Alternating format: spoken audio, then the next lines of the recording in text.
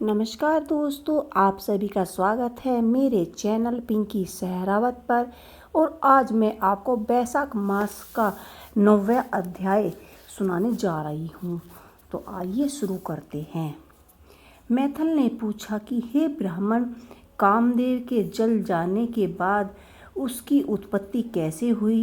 यह सुनकर ऋतुदेव स्वामी कार्तिकेय के जन्म की कथा कहने लगे, जिसे सुनने से पाप नष्ट हो जाते हैं। यह यश व पुत्र मिलता है और सब रोग का नाश हो जाता है। जब महादेव जी ने कामदेव को भस्म कर दिया, तब उनकी पत्नी रीति मूर्छित हो गई और फिर चेत होने पर अनेक प्रकार से विलाप कर शरीर त्याग करने लगी और अंतिम क्रिया करने के लिए बसंत को बुलाया। बसंत ने आकर रीति को समझाया कि आत्मघात करना धर्म का हेतु नहीं है, लेकिन रीति के न मना करने पर बसंत ने नदी के तट पर चिता बनाई और रीति गंगा के स्नान कर संपूर्ण क्रियाक्रम से निश्चित हो सब इंद्रियों को रोक और मन को आत्मा में लीन कर चिता में चढ़ने को उद्यत हुई। तब आकाशवाणी हुई कि हे कल्याणी, हे पति के अत्यंत प्रेम रखने वाली, तू चिता में प्रवेश मत कर। तेरा पति महादेव जी के प्रसाद से तथा यदुवंशी कृष्ण भक्त से पुण्य पैदा होगा। ऐसे क्रम से 2 जन्म होंगे, तब तू दूसरे जन्म में श्री कृष्ण से रुक्मिणी के गर्भ से तेरा पति होगा। उसका नाम प्रद्युम्न होगा। तू ब्राह्मण के श्राप से शंकर के घर में निवास करेगी। वही प्रद्युम्न नाम के तेरे पति से तेरा मिलन होगा। ऐसा कह आकाशवाणी समाप्त हो गई। तब रीति ने चिता में प्रवेश नहीं किया। फिर सब देवताओं ने रीति को वरदान देकर उसको शांत कर कहा कि हे कामप्रिय, अब तेरा पति नाग कहलाएगा और अंग वाले की तरह मर हुआ भी दिखाई देगा।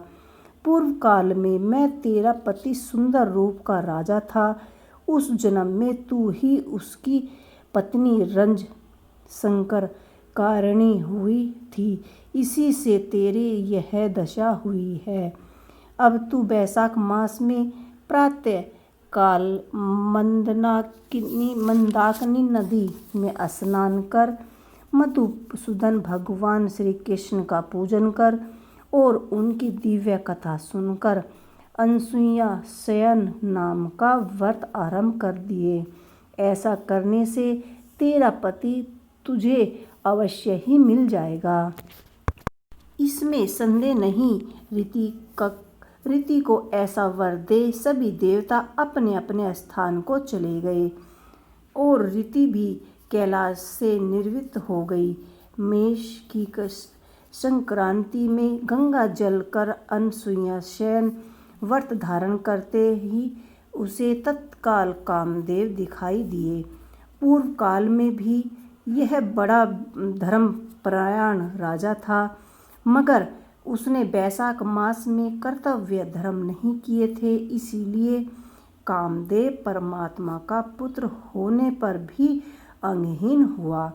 जब महादेव ने अंतर्धान हो गए, तब पार्वती जी निराश खड़ी हो सोचने लगी कि क्या करूं। तब पिता हिमवान उन्हें अपने घर ले गए।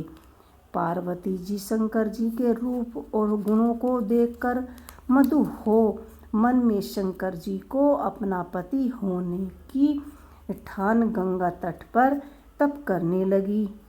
वे माता पिता आदि सब के समझाने पर भी भूखी प्यासी जटाएं बढ़ा और सहस्त्र वर्ष तक महालिंग का पूजा करती रही। तब महादेव जी संध्याकाल ब्रह्मचारिणी के वेश में उसके सामने पुण्य कुटी पर अनेक प्रकार की परीक्षा कर और अपने में दंड देख बोले कि हे भद्रे, जो तुम्हारी इच्छा हो सो वर मांग लो। तब पार्वती जी ने मांगा कि हे रुद्र, तुम मेरे पति हो, यथावत ऐसा ही हो। यह वर देकर सप्त ऋषियों को बुलवाया और हिमाचल के पास भेजा। ये सप्त ऋषि हिमाचल के पास पहुँचने और हिमाचल से के पूछने पर बोले कि हे राजन, तेरी कन्या पार्वती ने जो पहले दक्ष की पुत्री थी, अपने पिता के यज्ञ में शरीर त्याग कर तेरे घर में जन्म लिया है। इसका विवाह महादेव जी के से कर दो। यह सब सुन हिमाचल बोले कि पार्वती महादेव जी को ही अपना पति बनाने को घोर तपस्या कर रही है। मैं भी अत्यंत हर्ष से अपनी कन्या महादेव जी को दे चुका हूँ। अब आप वहाँ पधारो जहाँ महादेव जी हैं। हिमाचल का उत्तर ले उस सप्त ऋषि महादेव जी के पास जा और विवाह निश्चय करने चले गए। तब तो लक्ष्मी आदि सब देवी देवता, विष्णु भगवान आदि सब बाराती बनकर महादेव के साथ देवता मुनि 6 मृतिका आदि को तथा भूतगणों को साथ ले बैल पर चले। इसके आगे शंख मृग आदि अनेकों बाजे बजने लगे और वेदों की ऋचिता के पाठ होते हुए हिमाचल की पुरी में पहुँचे। तब शुभ लगन में शिव और पार्वती का विवाह संपन्न हो गया, जिससे त्रिलोक में आनंद छा गया। इस महोत्सव के पूर्ण होने पर शंकर जी पार्वती जी के संग स्वच्छ दांत से हिमाचल के शिखर पर सहस्रार दिव्य वर्ष तक रमण करते रहे। महादेव जी द्वारा पार्वती जी के साथ नित्य प्रति रमण करने पर विग्रह स्थित न हुआ। तब तो देवताओं को घोर चिंता हुई और हमारे कार्य की सिद्धि कठिन है। तब खूब विचार कर अग्नि को बुला उसका उत्पन्न सम्मान कर जहाँ महादेव जी रमण कर रहे हैं वहाँ भेजा और कहा कि जब महादेव जी रमण कर चुके तब तुम प्रकट हो उनके सम्मुख चले जाना, जिससे वह पुण्य रमन न करे, क्योंकि तुझे देखकर पार्वती जी लज्जा के मारे वहाँ से हट जाएंगी। तब तू शिष्य होकर कामारी शिव जी से प्रसन्न कर बहुत सा समय लगा देना। बहुत काल व्यतीत होने पर पार्वती जी के गर्भ से स्वामी कार्तिकेय का जन्म हुआ। अग्नि देवताओं से विदा हो महादेव जी के पास गए, जिससे वस्त्रहीन पार्वती को बड़ी लज्जा उत्पन्न हुई और रमन छोड़ अलग हट गई। तब महादेव जी को बड़ा क्रोध आया और अग्नि से बोले कि हे दुर्मुख, इस स्खलित वायु को जो दुस्सह है तू यह ग्रहण कर, तेरे मुख में त्याग दूंगा। ऐसा कह अग्नि के मुख में वायु छोड़ दिया। उच्च प्रचंड वायु के उदर से प्रवेश होने से अग्नि ने दुखित हो स्वर्गलोक में देवताओं के पास जाकर सारा वृत्तांत सुनाया, जिससे देवताओं को वायु की स्थिति हो जाने से हर्ष हुआ, परंतु प्रसव कैसे होगा इसका अत्यंत दुखद हुआ। अग्नि के उदर में महादेव जी का तेजमय वायु बढ़ने लगा। इस 10 महीने में हो गए और प्रसव का कोई उपाय न हुआ। तब अत्यंत दुखी होकर देवताओं को संग ले महायशस्विनी गंगा के पास जा पहुँचे और सारी स्तुति कहने लगे कि हे माता, तुम देवताओं के नृत्य शंकर जी के इस तेज को धारण कर लो। अग्नि के प्रभाव से जो ये बढ़ रहा है वह स्त्री न होने से प्रसव नहीं हो रहा है, हमारी रक्षा करे। ऐसी प्रार्थना करने पर गंगा ने कहा तथास्तु। तब देवताओं के कहने से अग्नि ने ग्रह मोचन मंत्र से ग्रह का आकर्षण कर शिवजी शंकर जी के तेज को गंगा जी में छोड़ दिया। यह तेज बड़ा दिव्यमान और लोगों में एहसानीय था। कुछ मास पर्यंत गंगा उस सहन्य न कर सकी और जल मुख गई और रक्त कलेवर दिखाई देने लगा। तब अत्यंत दुख से व्याकुल हो अपने उदार एवं गर्भ को त्याग दिया, जो संपत्तियों में जा गिरा। जहाँ विदनीय हो उस गर्भ के 6 भाग हो गए। तब ब्राह्मणों की भेजी 6 कृतिकाएं आई और उन्होंने शंकर कांडों से विभिन्न संभव तेज के 6 भागों को ग्रहण कर 6 मुख का पुरुष बनाया, जिसका शरीर एक ही था, उसे बड़े दृढ़ कर दिया।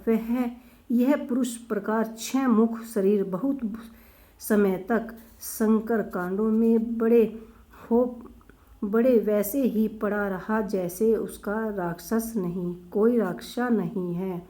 एक दिन बैल पर चढ़े हुए महादेव पार्वती जी उसी स्थान से होकर श्री शैल को जा रहे थे कि सहस परिवर्तन पार्वती के स्तनों से दूध की धारा धड़कने लगी तथा विश्वास हो पार्वती महादेव जी से कर्मास्त स्तनों से दूध बहने का कारण पूछा। महादेव जी बोले कि तेरा पुत्र यही नीचे पड़ा है और अपने रमण की बात तथा अग्नि का वायु आना, जिससे पार्वती को उसे देखने से लज्जा के मारे हट जाना और व्यय स्खलित होने से क्रोध में आकर अग्नि के मुख में छोड़ देना और गंगा के जलने से गंगा का शंकर कांडों में छोड़ देना और वहाँ पर उनके 6 भाग हो जाना और तथा मृत्तिकाओं के दृढ़ कर देने का वैतन सुनाया। फिर कहा कि उसकी आकृति पुरुषों की सी हो गई है, उसको देख तेरा स्तनों का दूध टपकने लगा है। इसका परिणाम विष्णु के सामने परिक्रम विष्णु के सामने होगा। तू इसका पालन पोषण कर, यही तेरी औरस पुत्र है, इससे उठाकर ले चल। महादेव जी की बात सुन पार्वती जी बालक को उठा गोद में बैठाकर दूध पिलाने लगी और पुत्र स्नेह में तत्पर हो महादेव जी के साथ कैलाश को चली गई और पुत्र का पालन कर अत्यंत संतुष्टि हुई।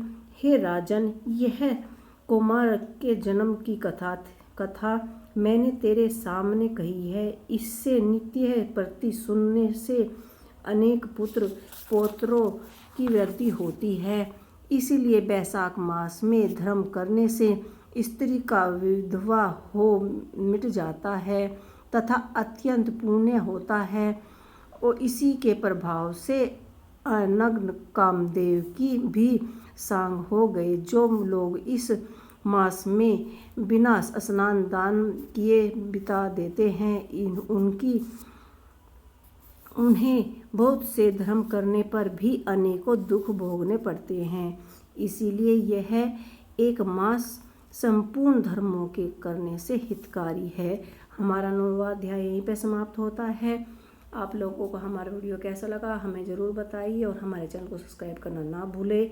अब सबको मिलते हैं अब हम 10वें अध्याय में। जय श्री राम। इसीलिए आप सभी को वैशाख के महीने में शुभ मुहूर्त में ब्रह्म मुहूर्त में उठकर स्नान करना चाहिए, गोदान करनी चाहिए, जलदान करना चाहिए और अन्नदान करना चाहिए। जितना भी आप इस महीने में दान करते हैं विष्णु भगवान आप सभी पर प्रसन्न होकर आपको उसका फल अवश्य ही देते हैं। जय विष्णु भगवान।